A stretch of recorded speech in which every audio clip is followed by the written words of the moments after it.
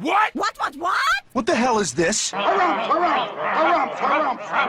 I didn't get a harumph out of that guy. Give the governor harumph. Harumph! You watch your ass. I see you shiver with anticipation. Let the show begin. Hey everybody, this is David Heretic coming at you with another edition of Reactions, Reviews, and Rants. And tonight, alright, going back to Muse. Yes, indeed, Muse Fans Feeling You. Come on now. Here we go. Before we go any further, for those of you who are feeling inclined to doing all of the clicks and the likes and the bibbity-bibbity bop, do me a favor, before you do all that stuff, please watch the whole video first, okay? Give me a chance to actually earn those clicks and likes. Now, after the video's done, if you still feel like doing all those clicks and likes, then by all means, feel free to click away. This comes as a request from Sergio and Origin of Symmetry 2506. They both want to see me react to this. It is Muse with a twofer here. Two songs. We have a tune called Algorithm and another tune called Pressure. Now, have I heard either one of these songs before? No, I have not. To the best of my knowledge, neither one of these songs resonate with me in any way, shape, or form. However, there's always a possibility I might have heard at least one of these songs in passing, and I just don't realize it. So as always, if I start listening to these songs and I suddenly go, wait a second, I recognize one of these songs, I'll let you know. That's the truth. You know me, I'm gonna be honest with you guys. I'm usually not all in favor of doing two songs in one video due to copyright issues, because, you know, if one of them gets cleared and the other one gets blocked, they both get blocked. You know, that's just how it goes. But they were both Sergio and Origin were both pretty adamant about, you know, you have to do these songs together. So I'm gonna do them together, and we're just gonna have to hope for the best here. Let's see, this was posted by Origin Bliss, all right? And the video has 4 views. Well, there you go. Other than that, there's really nothing else left to say. Link to the original video will be down below in the video description for your viewing pleasure at your leisure. Let's get started. What do you say? You ready? Are you ready?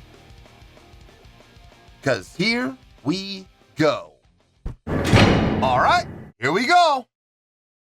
Muse, Algorithm, alternate reality version intro, plus Pressure, live at the O2, simulation theory film. Cool. All right, let's do this. All right, boy, let's do this.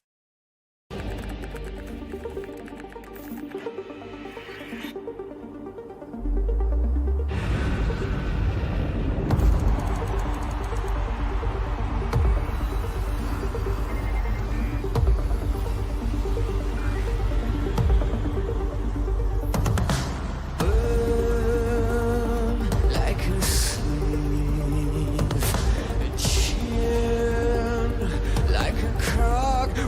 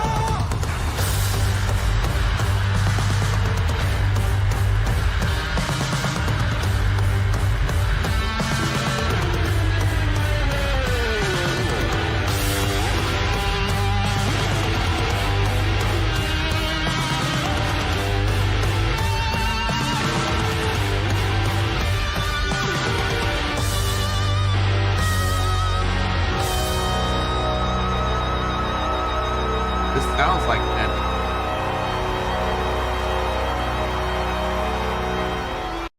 Okay, it's I could be wrong, but that sounds like the end of a song.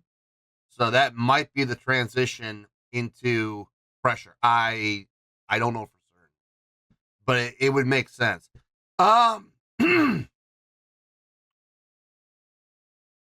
It's very well written. The chordal progression's very nice.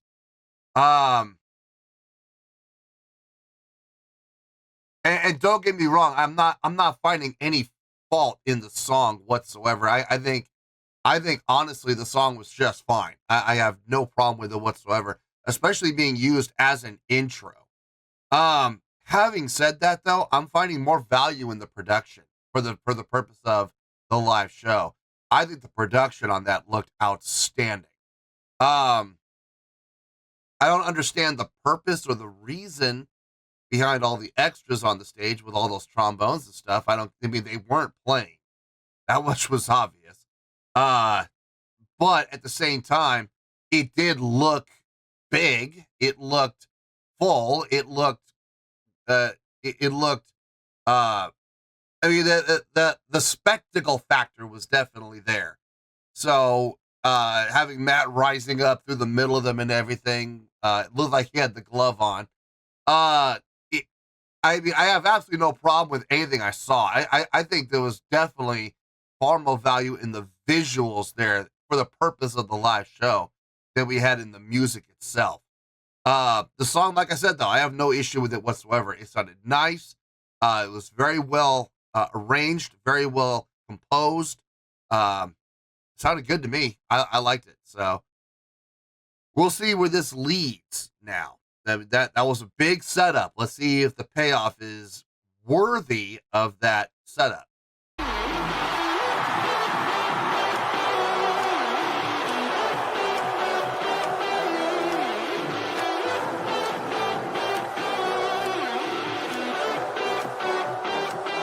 I'm trapped in my box up against the wall.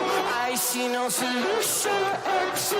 I'm crying it out, no one can see. And pressure's going exponentially. I'm trying to keep up the speed with you. Your name changing is accelerating me. I'm hitting the ground when I'm sprinting. I'm falling behind, yeah.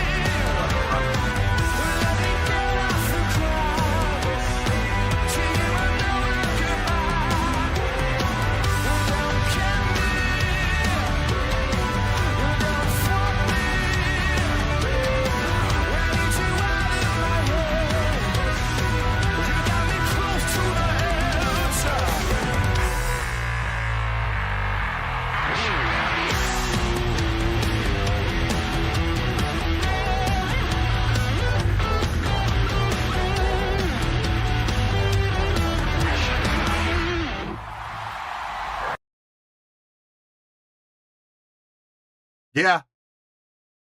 I have, surprisingly, I actually have no complaints about that at all. It was fun. It was fun both from a visual standpoint and from an audio standpoint.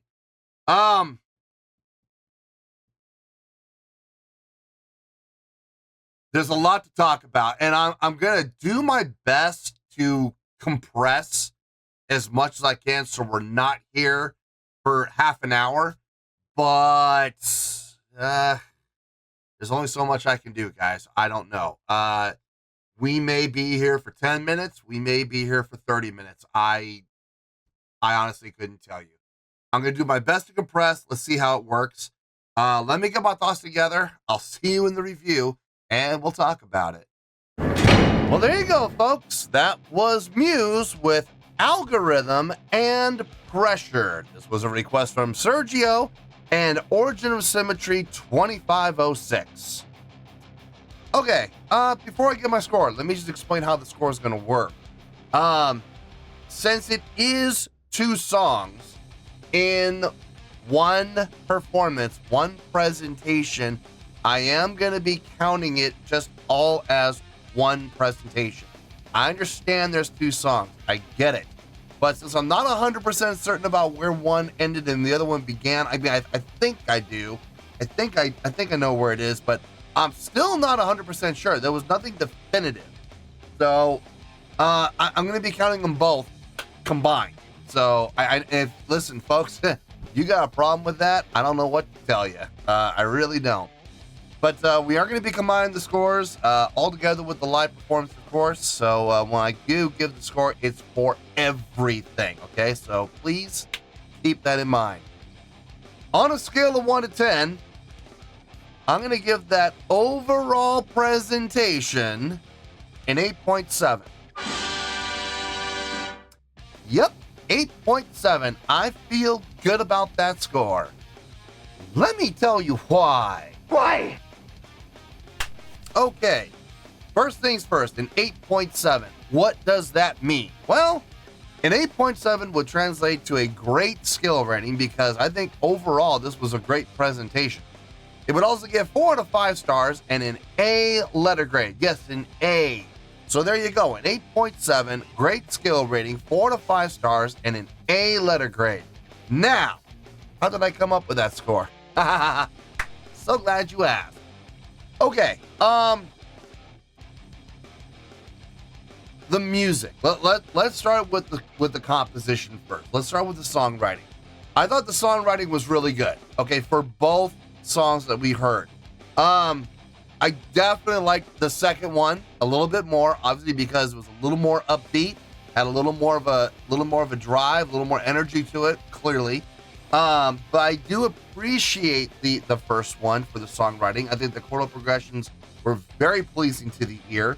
I think the instrumentation and the voicing that was chosen, a lot of the digital sound was very appropriate, actually, considering the theme of what was happening on the screens and everything. I said this, I remember making this statement when Mrs. Heretic and I did our concert review for Muse. I made the statement that I knew there was going to be another Tron movie made. If there ever was. Look, there definitely should be. And oddly enough, if I'm not mistaken, this is coming in October. Yeah, Tron Ares is coming out this month. So I don't know if that movie came out before or after this reaction. I'm not 100% sure.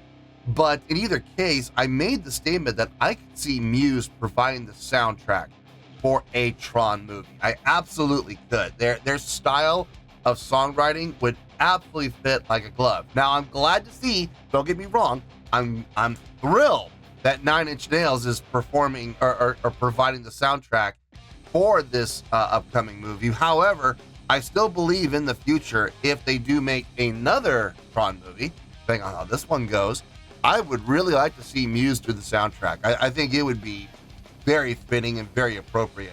That intro was very Tron-esque, both in the composition of the music with the voicings, the instrumentation that was selected, the notation, the chordal progression. Very, very apropos. On top of that, you had the production that with the video presentation that was also very Tron-esque. So I think it was very fitting.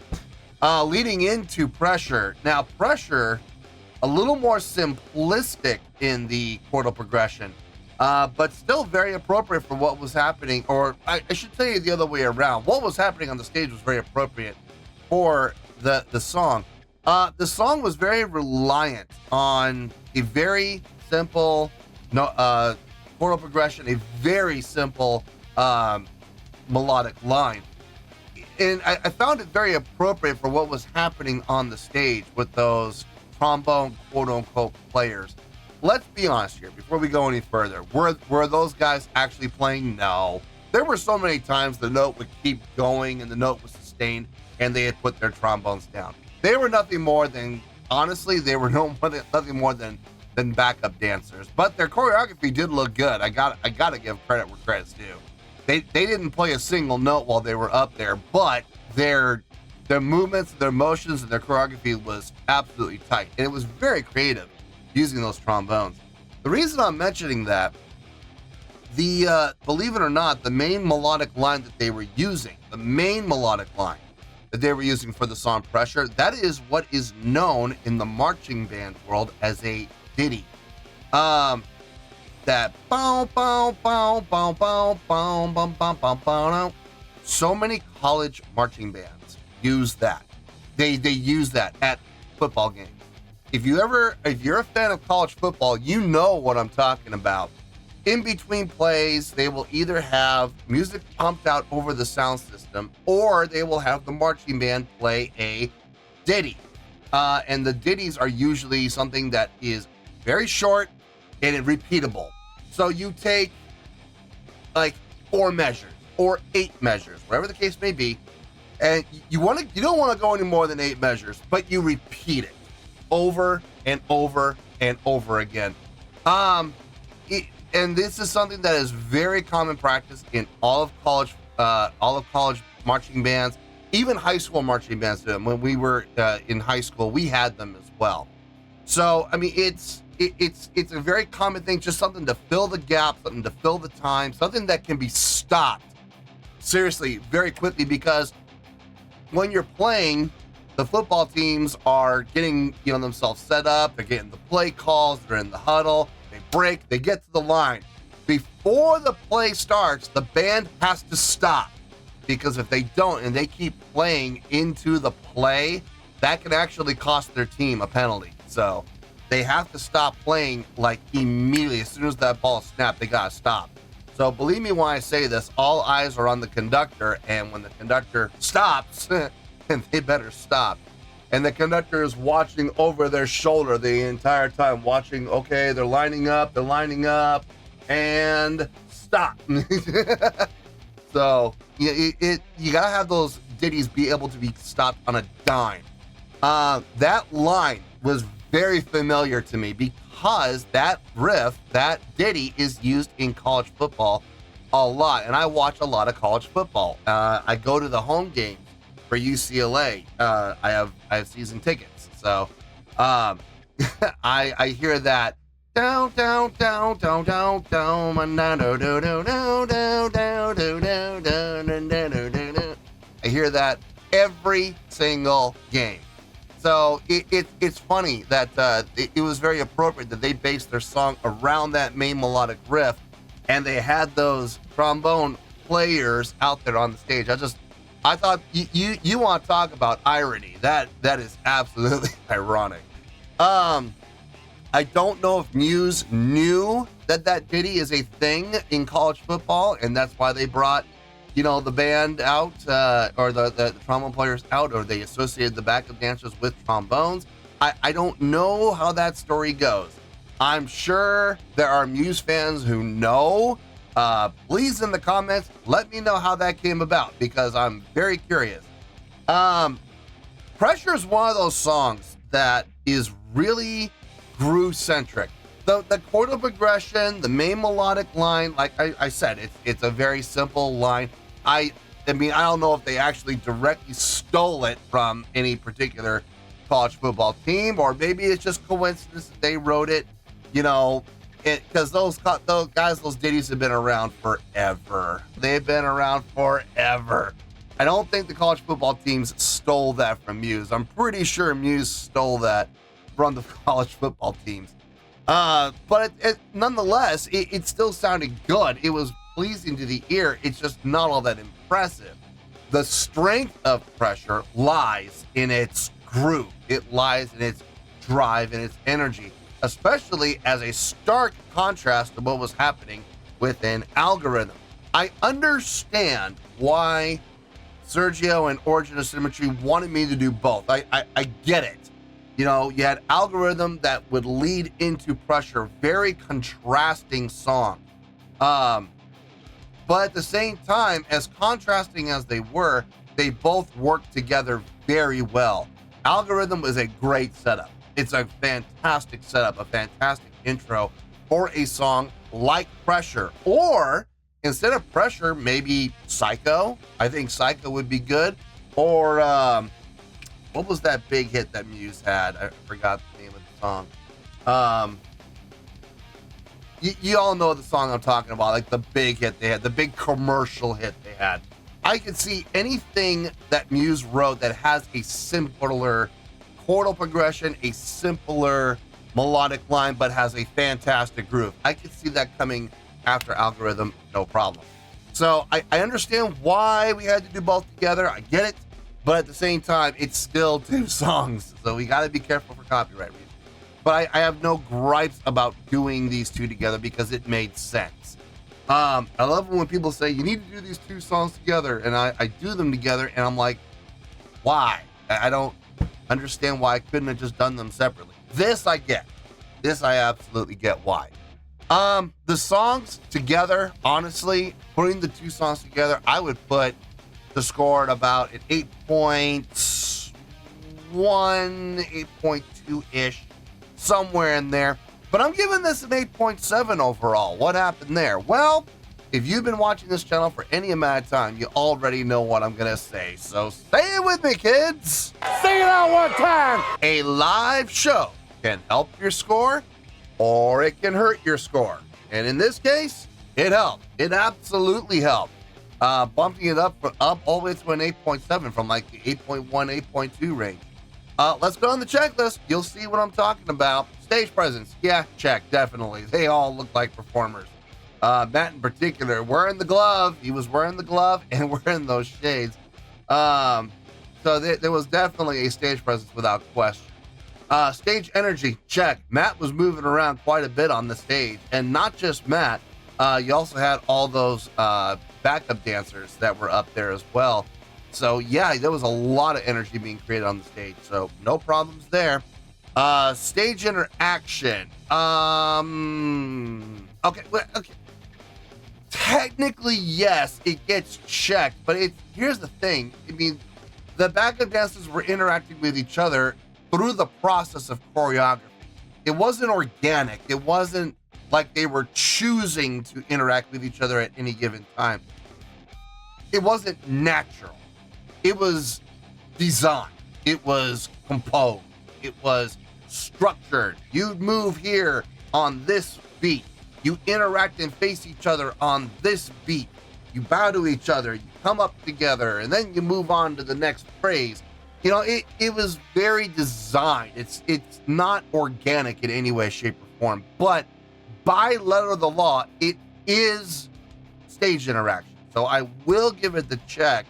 It's just not organic. Crowd interaction. No, wait a minute. Did we have any? I mean, okay, technically we did. The dancers at times did face the crowd and interact with the crowd. But again, by design, it was choreographed. It was structured. It was set up. You push enter and you run the program. You know, it's that. It's not organic. It's not done by choice. It's not because they wanted to. It's because they were told to do so. So, again, is it crowd interaction? Yes, by letter of the law, it is. But I would still like to see more of an organic approach when it comes to crowd interaction. I would like to see people on stage want to interact with the people in the crowd, not be forced to, not have to, not do it on these beats and these beats and these beats. This measure, you're gonna turn and face the crowd and you're gonna bow to the crowd, come up and face each other, bow, face. Yeah, it's rudimentary as opposed to organic, and I just never really a fan of that. But it is still being checked, so yeah, fine, give it to them. Showmanship, yeah, definitely a check there. The choreography looked good. I mean, I'm not gonna lie, guys, the choreography looked outstanding, and that goes into production.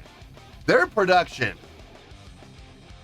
I'm not gonna lie, folks. Muse is very hit and miss with their production. It seems like the farther along in their career now, and this is not uncommon. This happens with every band. This happened with Kiss, for crying out loud. The farther along they came with their career, the longer they've lasted, the more money they've made, the more money they've been able to sink into their production. And with longevity comes more production, more advanced techniques, more advanced technology. And as a result, production is definitely scaled up and up and up. The production on this was absolutely fantastic. I dug the production between the video screens, the outfits, the costumes, the choreography, the idea of using the trombones. I think that was a really nice touch, considering what the song was structured around, that ditty I was talking about. I think it was brilliant to be able to have trombones come out. I would have been even more impressed if the trombones were actually playing, but as we saw several times, they would bring their trombones down, mouths would come off the mouthpieces, and yet the note was still going for another, being held for another like 2 measures while they went and did their choreography. So, you know, I would have been more impressed if they had actually played, but at the same time, it still looked good. So yeah, production definitely was there. Taking all these things into account, this is how I'm coming up with that 8.7. I feel good about that score, and that's where we're going to stay. So let's wrap everything up here in a nice shiny bow, shall we? We have an 8.7, which is a great skill rating, 4 to 5 stars, and an A letter grade. Take your pick, I don't care, whichever one of those floats your boat. Final word, final score, I have spoken. Well, that's going to do it for this edition of Reactions, Reviews, and Rants. Hope you all enjoyed the show. Hope I was able to entertain you. If I was able to put a smile on your face and brighten your day, then I did my job, and I'm so glad I could do it. If you guys feel like joining the fan base, go ahead and click on that button down there. If you guys want to like the video, go ahead and like the video. If you guys want to ring the bell, go ahead and ring the bell. It honestly doesn't make any difference at all to me. But if you guys feel like doing these things, well then by all means, feel free to do so. Well, that's going to do it for the night, folks. Thank you very much for watching. And as always, this is David Heretic signing off, reminding you to stay fabulous and support each other. Later. Peace.